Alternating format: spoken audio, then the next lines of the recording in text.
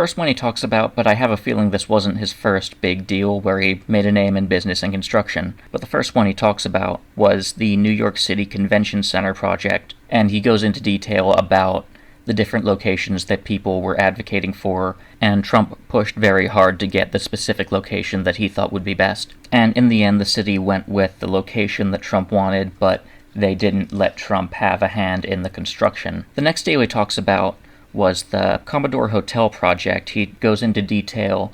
The Penn Central Hotel was selling the property, and Trump took a pretty big risk buying it and converting it into a Hyatt hotel. Tore down the building, rebuilt it. But before they could do that, he describes a really big catch-22 they had, where they were going for a tax break that was held over from the 1975 New York City economic crash, where the city wanted to give really big tax incentives to people who build new projects in the city because of how much business left after that crash. So they were going for that tax break, but there was some confusion because they also needed to guarantee a loan from a bank financing for that. All the banks they talked to didn't want to finance it until they were guaranteed that tax break, but then the city office didn't want to guarantee them that tax break until they saw that they already had funding for the project. So he describes going back and forth and how that was eventually settled. Also describes the importance of a non-compete clause that he had with the hotel chain